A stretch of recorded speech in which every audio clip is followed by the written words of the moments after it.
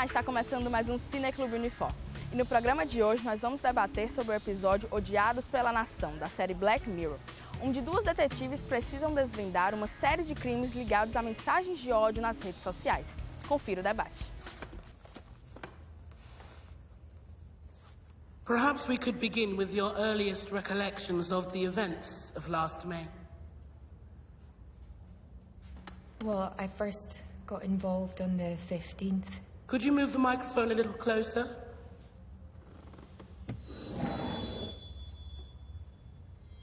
Here? I first got involved on the 15th. Estamos iniciando mais uma sessão do Cineclube Unifor. A gente está começando com um tema bastante quente, bastante polêmico, que é o discurso de ódio nas redes sociais. A gente acabou de exibir o filme, na verdade, o episódio da série Black Mirror, o último episódio da terceira temporada da série Black Mirror, se chama Hated in the Nation, Odiados na Nação. E para conversar com a gente aqui sobre o filme, a partir do filme, está aqui o Tarcísio Rocha, que eu agradeço muito a presença. Né? O Tarcísio é mestre em Direito Constitucional e vai conversar aqui com a gente sobre a pesquisa dele, que é, né, relacionada com esse tema. Eu considero que a liberdade de expressão hoje, a partir desse episódio do Black Mirror, ele pode ser analisada por dois âmbitos diferentes.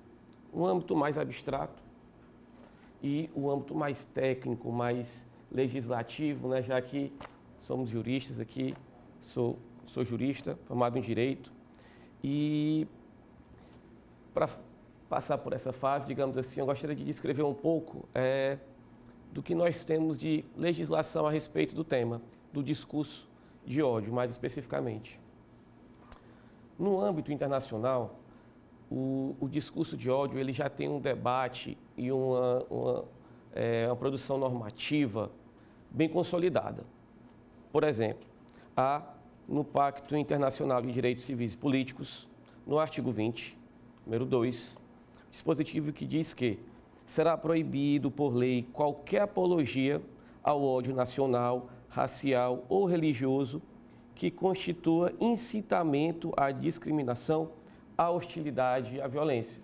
E o Brasil faz parte desse pacto. E também a Convenção Internacional de Eliminação de todas as formas de discriminação racial, que o Brasil também faz parte. No seu artigo 4º, é dito que os Estados comprometem-se a adotar medidas positivas destinadas a eliminar qualquer incitação à discriminação.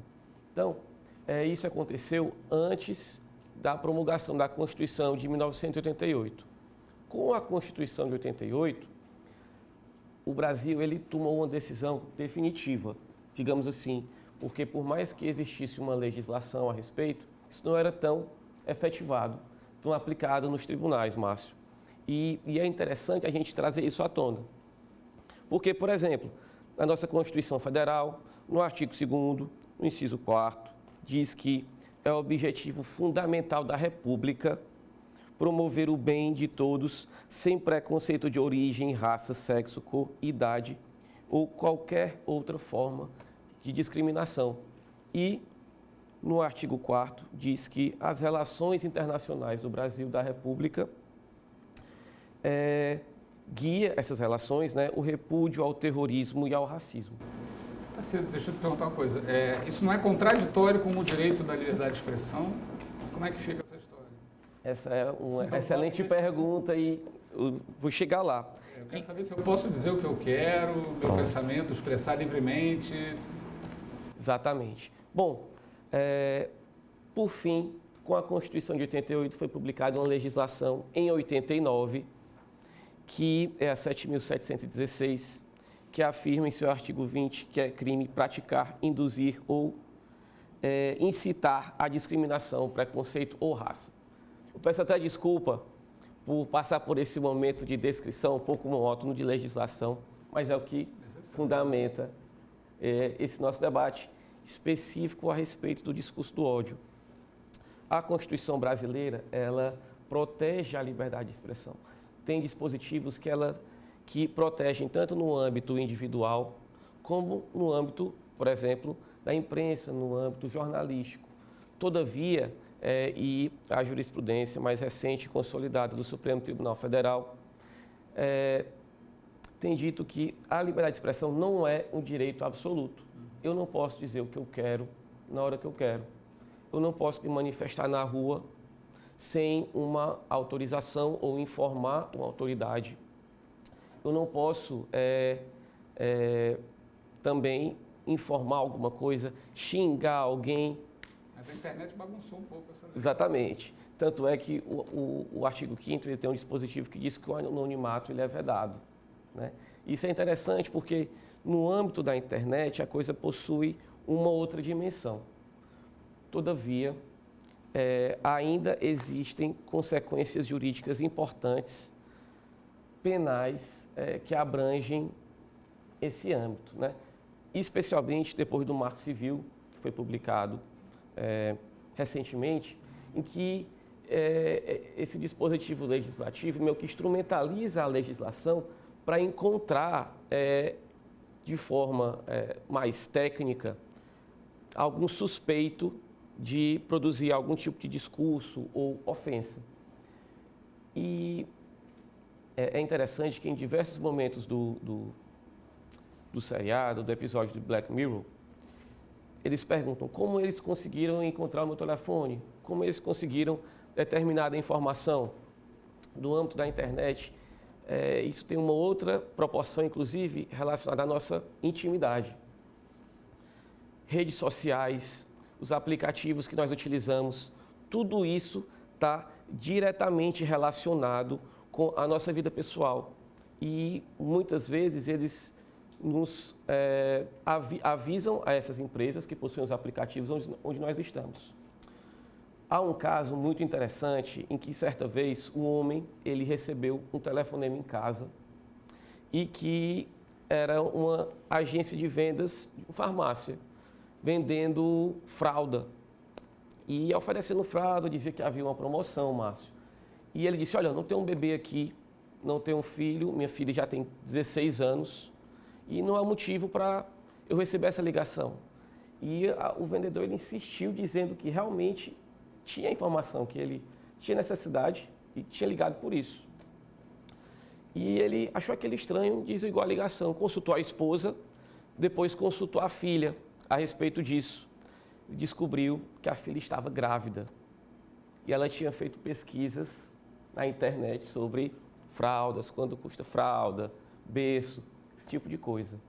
Então, muitas vezes, esses aplicativos, né, e meios de busca em geral, guardam as nossas informações. Outro caso interessante foi relacionado a um crime que tinha sido cometido no Rio de Janeiro, e numa favela do Rio de Janeiro. E tinham suspeitos, um jovem tinha sido morto, tinham 2 policiais suspeitos. Isso foi divulgado na imprensa nacional. E a prova que justificou a prisão desses 2 policiais foi o celular deles, que estavam no mesmo local, no mesmo horário em que se suspeitava que ele tinha sido morto. Então, as nossas informações estão ligadas a empresas, ligadas à nossa vida e isso muitas é tudo vezes... legal, legítimo, dentro há as divergências. empresas de internet e os do governo, então nem se fala, tem direito de... Com certeza as agências de inteligência tratam diretamente com isso. Mas eu vejo também uma grande repercussão no âmbito do mercado, porque essas empresas, por exemplo, empresas de fotografia que postam fotografias nossas, que você coloca informações suas e publica em redes sociais, muitas vezes elas vendem essas informações nossas para empresas. E essas empresas utilizam essas informações para guiar públicos de venda. Então, a partir daí, você cria um nicho, né, de mercado no âmbito das nossas informações que são cedidas. Por exemplo, no âmbito de determinadas redes em que você publica fotos, nos termos de uso que nós somos obrigados a aceitar, se quisermos utilizar a rede, nós permitimos que a empresa ou o aplicativo se aproprie de nossas informações, se aproprie de nossas fotos, por exemplo. E houve um caso, Márcio, em que essas fotos publicadas foram vendidas por uma empresa, isso nos Estados Unidos, que realmente os termos de uso são aplicados de forma rigorosa. E quando isso foi vendido, um homem comprou com uma visão mercadológica, escolheu algumas fotos em que ele achou engraçada, fez uma exposição fotográfica dessas fotos, com comentários e fotos pessoais, mas a partir dos termos de uso legitimamente cedidas à empresa, e vendeu essas fotos. Fez um quadro, organizou uma exposição e vendeu essas fotos para que pessoas em geral pudessem, né, usufruir delas em suas casas, em empresas, enfim. Tomou um processo. Ocorreu um processo e não aconteceu nada, porque os termos de uso diziam isso. No âmbito do Brasil, nós temos o Código de Defesa do Consumidor, em que nos protege em situações como essa, né? Mas realmente são casos muito intrigantes. Esse problema de você ler, né, tudo antes de assinar, ninguém vai fazer isso, né? Parece uma coisa meio Fausto e Mefistófeles, né? Se tiver escrito ali que você está cedendo a tua alma, tu vai lá e Tudo bem, né? clica, Tudo bem. né? Não lê, é muito complicado. E depois você vai ser responsabilizado. Por isso. Eu queria voltar para o tema do discurso de ódio, que é sim. o quente, né? O negócio mesmo que certeza. ferve, né? Esse dilema. Você falou, por exemplo, que não é permitido o anonimato, mas na internet, como é que funciona isso? Quer dizer, você tem como responsabilizar alguém Sim. que manda um post, tem como fazer como, não digo fazer como no filme, mas, No filme como no filme, né? mas você tem como punir, você tem como responsabilizar. Sim, com certeza. Inclusive, tem até um momento do filme em que uma personagem comenta, chega a detetive, né? Acho que no primeiro momento do filme, que inicia a pesquisa, a investigação, e uma personagem comenta, olha, eu coloquei aquilo, mas era uma brincadeira, e eu estava utilizando a minha liberdade de expressão. E de fato. Ela ainda diz uma coisa genial, né? Ela fala assim, que ela mandou um bolo, né? Isso. Xingando a mulher. Aí ela diz, eu não fiz isso sozinha, você acha que eu sou doida? Né? Quer dizer, se eu faço isso junto com mais 80, tudo bem, né? Quer dizer, divide a responsabilidade, né? É uma era também de desresponsabilização, né? Com certeza, com certeza. Mas foi muito bom você ter voltado, foi por isso que eu voltei, fui para esse âmbito de aplicativos, porque o Marco Civil, ele regulamenta essa busca de informações a partir do que você comenta e você publica também na internet, em redes sociais, em geral. Inclusive, através do ID do computador, você pode encontrar. Existe até um caso em que uma adolescente, ela publicou imagens e informações de uma colega e a polícia, e essa colega entrou em depressão, ficou muito mal, a polícia foi informada e através da fundamentação do Marco Civil da internet, ela pôde encontrar essa jovem. E é engraçado porque essa cultura da desresponsabilização, ela está realmente presente, inclusive na juventude, adolescentes que já podem utilizar a internet desde muito cedo. Tem um sobrinho que com 6 anos já publica vídeos na internet. Então, e uma sobrinha com 10 que ela já tem uma opinião própria e publica também. Então, está muito fácil. Interessante, diga-se de passagem. Claro, claro. Desprezar. Mas ela, nesse caso, nesse exemplo, aos 15 anos, ela tomou um susto quando a polícia chegou, perguntou, ela disse, como vocês me acharam? Não coloquei meu nome, não fiz nada, né? Então, realmente, é algo que merece ser dito, porque você utilizar a internet para meios ilícitos, para ofender pessoas, isso não é correto. Uma é a questão ética, o que deve ser feito, e a outra é a questão legal, né? Porque essa história da mulher, por exemplo, que mandou o bolo e tal, né? Ela não achava que estava fazendo nada de mal, né?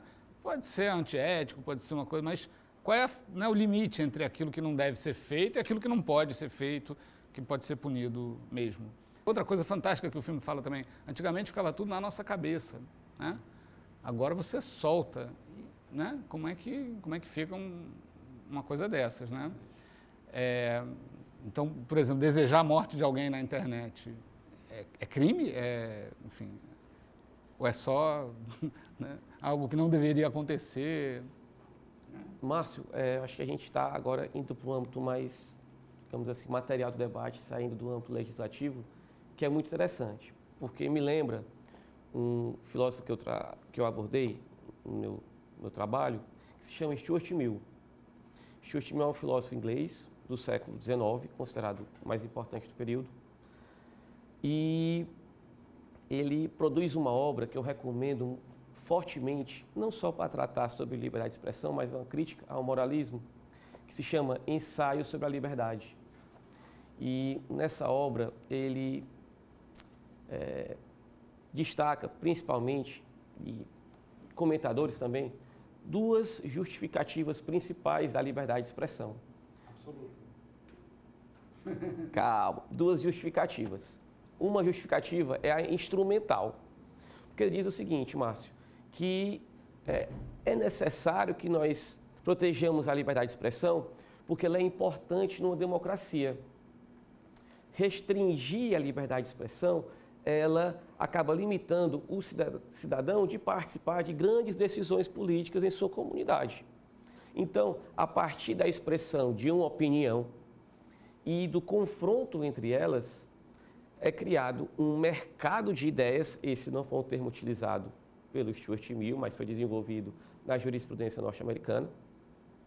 E a partir desse mercado de ideias, tal qual surge no mercado financeiro ou de produtos, os melhores produtos prevalecem, as melhores ideias iriam prevalecer. E a partir daí, essas ideias iriam reger a comunidade. Engraçado essa ideia mercantil, né? Sim, sim, ele é um filósofo liberal, né? E tal qual as ideias iriam guiar a comunidade e iria atualizar essas ideias também, sempre a possibilidade de crítica. Então, por exemplo, a importância da imprensa é justificada pelo âmbito instrumental da liberdade de expressão. Mas eu não vejo que a comunidade cresça, que ela evolua quando você coloca na rede social que alguém deva morrer, que alguém que você não considere que tenha tomado uma atitude correta deva morrer. Para isso que existe uma outra justificativa, que é chamada de constitutiva, que se divide em duas. Primeiro, o que é que diz essa justificativa constitutiva? Diz que um Estado, uma comunidade, que reconheça seus cidadãos como seres moralmente responsáveis e autônomos pela construção de suas próprias convicções, ela não pode limitar de maneira alguma o que ela fala ou o que ela escuta. A partir do momento que eu faço isso, eu estou tratando os cidadãos, as pessoas que convivem nessa comunidade, o Estado trata os cidadãos como seres irresponsáveis moralmente. Isso é um termo mais comum assim, como pessoas incapazes de decidir e de construir suas próprias convicções. É muito comum o Estado fazer, né? Geralmente, achar que as pessoas não são capazes de se autogovernar. De se autogovernar, com certeza. Eles têm seus interesses também pela paz social, né? E a justificativa constitutiva justificaria o discurso de ódio. Porque, por mais que isso possa afetar algumas pessoas, possa afetar, inclusive, psicologicamente, né? A imprensa hoje, o poder das mídias sociais, no âmbito de interferir na vida cotidiana do cidadão, de jovens, de adultos, é muito grande. Antes mesmo da internet, isso já aconteceu. Existem cenários em que pessoas comuns cometeram suicídios por conta de notícias em jornais, etc. Mas a ideia é que eu preciso expressar a minha opinião porque eu sou um ser responsável moral pela construção de minhas convicções. Então isso é algo, talvez seja simples, mas muito importante quando a gente está nesse período de massificação de informações, de construção de estereótipos, de manipulação de informações. Então, eu acredito que essa justificativa constitutiva, ela precisa ser ressaltada. Uma ação no Supremo Tribunal Federal de inconstitucionalidade por omissão, que exige que a homofobia, feminicídio, seja incluído nesse artigo 20 dessa legislação, como forma de discriminação, como crime, enfim. E há um debate a respeito se no conceito de raça isso já não estaria incluso. Mas, realmente, né, até que ponto o Estado pode interferir, Márcio, na sua opinião, na construção de suas convicções, né, no que você pode considerar adequado ou não?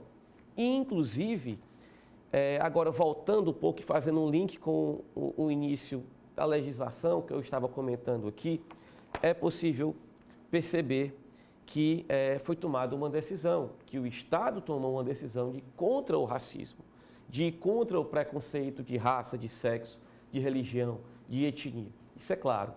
Mas eu trago um questionamento. O cidadão ele tem que se adequar a isso? O Estado ele tem a possibilidade de interferir na sua opinião a respeito de qualquer tema que seja? Política, por exemplo? Uma opinião política? Complicado, não é?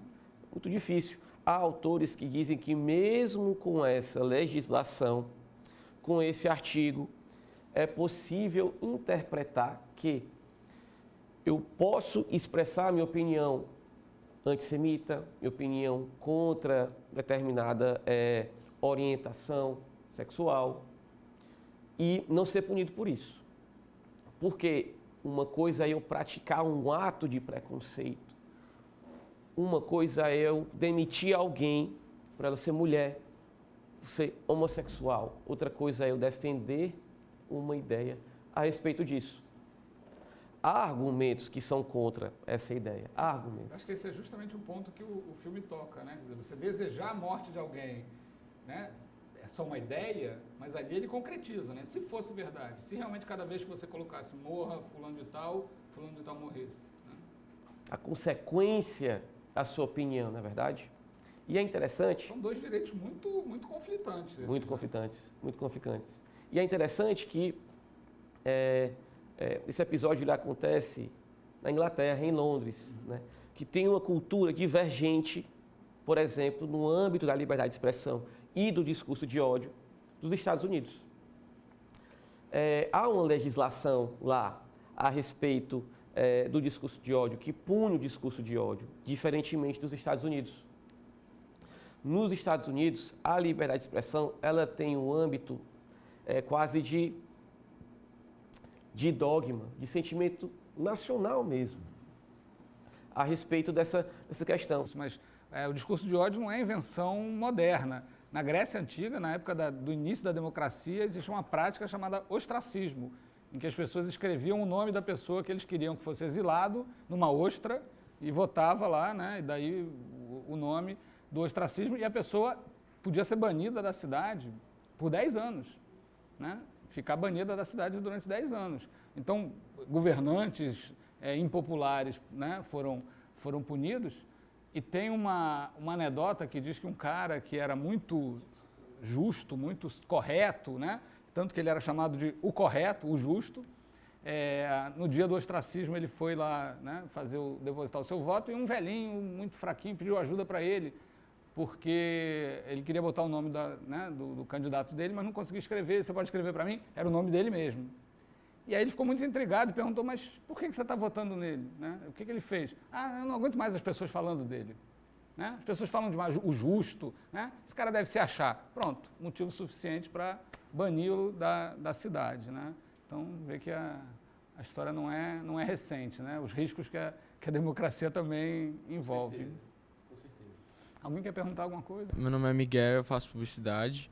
E eu queria saber, então, o que seria ideal na visão do direito e da ética,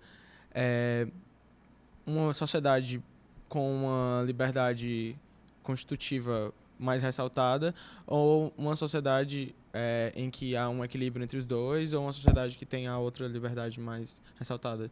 Porque, para mim, não ficou claro, quando tu disse, aquilo que seria o ideal para a sociedade. O discurso de ódio é diferente da forma de racismo, né? Racismo é punível por lei. Já só o discurso de ódio, não.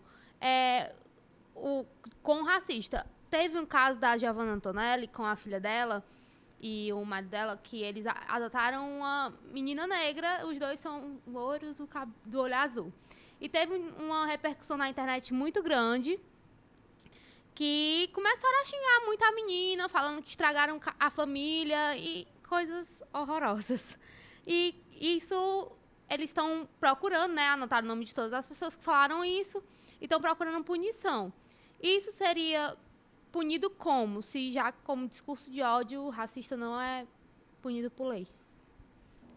Miguel, qual seria o ideal? Essa é a pergunta de $1 milhão. Realmente. Como estudante de direito, né, eu posso dizer que o caso concreto é o que é o nosso norte. São os casos, e nesse âmbito de mídias sociais, de internet, a legislação não tem como prever tudo. O direito não tem como prever tudo. Então, o caso concreto vai nortear, a partir da história institucional que foi criada, o mais adequado. Eu entendo a sua pergunta, porque é intrigante. Eu posso odiar alguém, eu posso falar mal de alguém, publicar qualquer coisa na internet, no computador, jogar fora o computador e sair, tomar um suco num país da América Latina, tá tudo bem. É intrigante, mas a legislação, ela é clara, ela é aplicável, tal qual você pode ser condenado por uma injúria, no âmbito de voz mesmo, público, você pode ser publicado no âmbito da internet também, difamação. O exemplo da primeira vítima, né? Ela escreveu um artigo no jornal falando mal de um paraplégico, né? Coisa que não se faz. Mas é crime isso? Houve um caso, isso já dessa natureza já no Brasil, e a pessoa não foi condenada, tá? Por quê? Porque talvez no âmbito civil, uma responsabilização, né? Eu vou responder a sua pergunta primeiro. A pessoa disse que odiava e falou mal de uma pessoa deficiente físico. Não existe, por isso que eu já iniciei falando da legislação. No artigo 20 da lei 7.716 de 89, dizendo que você pode ser condenado por discriminar algum deficiente físico. Então, veja. Mas aí que tá, ela não estava discriminando, ela estava fazendo uma matéria de jornal dizendo, ela não é coitadinha, né? Porque a história era que era um deficiente que era meio herói, mártir, né? A coitadinha e tal, e ela foi lá e só diz, olha, né? Enfim, é uma pessoa, como outra qualquer, a gente não sabe nem o conteúdo, na verdade, né? Não sabe, não mostra, né? É só um monte. E também não precisa muito sugestão. Ninguém lê conteúdo mesmo, né? Tem a manchete e pronto. Né? Há um caso, Márcio, que um humorista brasileiro... outro rolo grande, né? Um humorista brasileiro, ele comentou, tinha uma senhora que ela amamentava muitas crianças no Nordeste. E era a mulher que amamentava mais crianças no Brasil, que doava mais leite materno no Brasil. Certo? E por conta disso, ela ficou famosa nacionalmente, várias pessoas doavam, ajudavam, falavam bem dela, diziam que era um ato muito bonito. Um humorista ficou sabendo, um determinado humorista, e ele disse que, juntamente com o Kid Bengala, ela era a mulher que doava mais leite no Brasil. Certo? Ok. A partir daí, ele cometeu algum crime? Na minha opinião, vai chegar um momento que eu vou ter que expor a minha opinião. Certo? Mas ele cometeu, esse humorista cometeu algum crime? Não foi denunciado por isso. Todavia, veja só como o direito é interessante. essa mãe, ao ficar sabendo, né, dessa piada, ela ficou tão chateada psicologicamente que afetou a produção de leite. Então, ela não poderia mais, a partir disso, fazer o que ela achava, né? Porque o que dava sentido à sua vida, que era doar leite materno. A partir daí você tem um nexo causal que talvez possa justificar uma responsabilização civil, né? Ela possa receber por algum dano moral, financeiro, por conta de um caso como esse. Então, Miguel, o caso ele vai dizer o que é que vai acontecer. Mas não existe, tá? Não existe, agora eu vou lhe dizer, na Constituição, uma resposta última, tá? Os direitos eles vão colidir no caso concreto e a partir da tradição e da técnica você vai, e do caso concreto, decidir ali. Realmente é bem complicado, essa sua pergunta. Bia... Deixa eu me meter antes de responder Tá. a Bia, né? Vou dar minha opinião também, não sou jurista nem nada. Mas é o seguinte, eu acho um tema muito quente, né? Muito Sim. polêmico, de fato. E há posso dizer ainda algo mais polêmico, mas vou deixar para o final. Né? As consequências daquilo que a gente fala. Eu acho o seguinte, a gente vê todo dia coisas horrorosas na internet. Você proibir ou impedir as pessoas de falar, não vai proibir nem impedir as pessoas de pensar dessa maneira, né? Quer dizer, enfim, as pessoas são horríveis. Sinto muito. Era Black Mirror, sabe? Né? Então você ficar tentando, né, cercear as liberdades é muito complicado, né? Quer dizer, seria o caso de uma reeducação geral da humanidade, né? Estamos carecendo mesmo. Mas essa ideia de você punir alguém, e os Estados Unidos são sempre isso, né? Sim. Sube, qualquer coisa, processo, resolve. Não dúvida, muda a né? natureza. E a gente perde uma coisa fundamental, de fato, na democracia, que é essa capacidade de você pensar, espera-se, né? Pensar, publicar, né? Tornar públicas as suas ideias e ser responsável por isso. É o ideal iluminista, né? Tá lá Sim, no sim. Kant, no Stuart Mill, nessa galera, né? É o nosso modelo, por enquanto. Não foi encontrado nada melhor, por enquanto. É horrível, confesso, né? Você tem que ver coisas terríveis que você não quer, não gostaria de ver, mas acho que é o preço a se pagar mesmo, né? Para poder ter liberdade, né? Mas, se possível, com responsabilidade.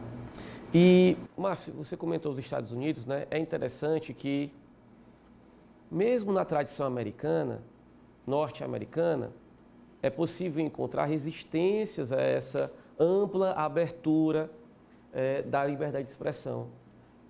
É possível você encontrar. Por exemplo, há um caso... Mas o que é engraçado, é contraditório, que é o país da liberdade de expressão É também o país do processo. Mete o processo, né?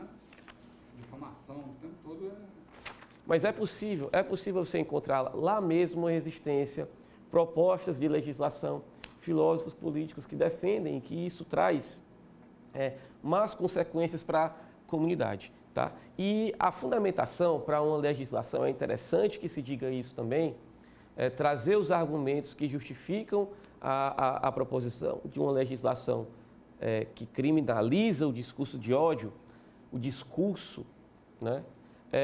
São argumentos interessantes também. Primeiro, eles dizem que a nossa dignidade ela não é apenas algo imaterial e abstrato.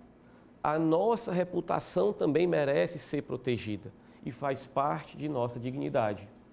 Então, essa legislação almeja proteger a reputação de grupos vulneráveis. No caso do Brasil, muitas vezes são descendentes de negros, né? Hoje em dia na Europa, muçulmanos, e nos Estados Unidos, muçulmanos também. São os islamofóbicos, né? E, enfim, há esse argumento e também há o argumento de que a total liberdade de ideias, inclusive para essa natureza de discurso, alcança e acaba tornando a sociedade um meio em que o ódio ele se acumula. Pessoas que possuem convicções equivocadas, preconceituosas, acabam se encontrando e o Estado teria o papel de impedir isso, né? O Estado, como papel de pacificação social, teria a função de impedir que isso acontecesse.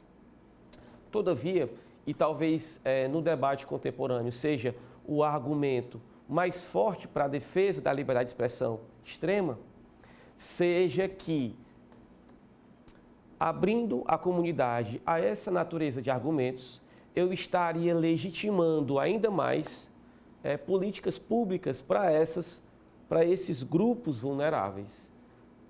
Abrindo espaço para que pessoas digam que não estão de acordo a cotas contra negros, eu estaria legitimando políticas que defendam e que justifiquem cotas para negros, porque é fruto de um debate que pessoas concordam e discordam. O ser humano é assim, né? A sociedade é assim, se organiza politicamente dessa forma.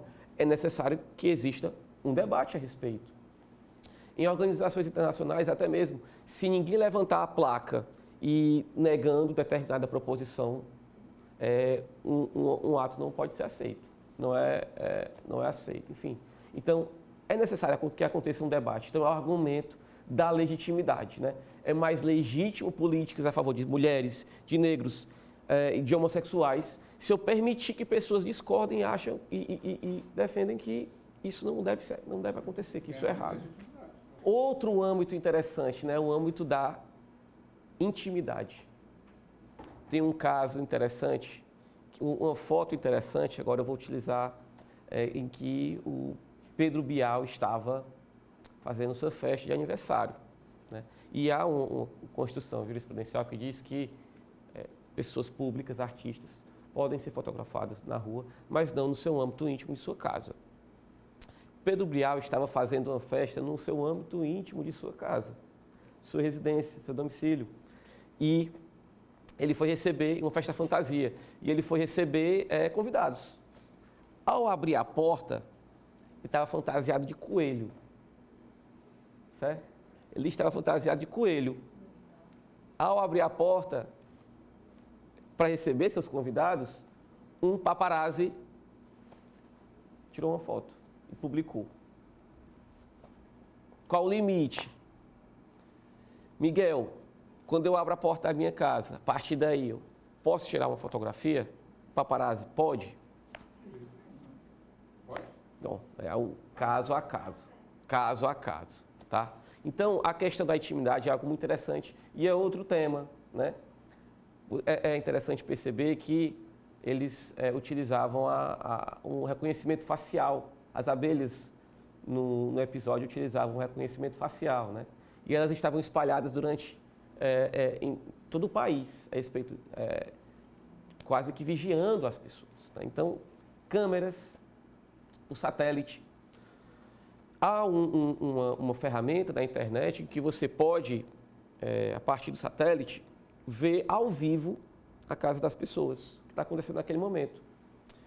Nos Estados Unidos, uma mulher descobriu que estava sendo traída através desse aplicativo. Ela saiu de casa, chegou no trabalho, colocou no computador, colocou a câmera em sua residência e chegou uma outra mulher lá. Então, a intimidade é outro ponto polêmico a respeito da liberdade de expressão. Então, assim, é muito interessante a gente ver a amplitude que a liberdade de expressão ela alcança. Muitas vezes não percebemos isso, mas ela está no nosso cotidiano e a gente precisa olhar mais para ela. Precisamos estudar mais a liberdade de expressão, inclusive no âmbito dos jornalistas, publicitários, né, que trabalham com isso. Muito bem. Tarcísio, muito obrigado pela presença. Eu que agradeço. Obrigado a todos pela presença. Queria mais uma vez mencionar o nome do Holanda II, né? Sim. Por causa dele que a gente está aqui. Já vamos sair daqui combinando a próxima sessão, né? E quinta-feira que vem a gente está aí, só aparecer, tá bom? Valeu.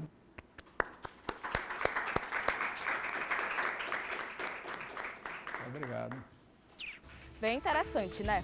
Você sabia que pode participar das nossas gravações? Todas as quintas-feiras, às 13h na sala A da Videoteca.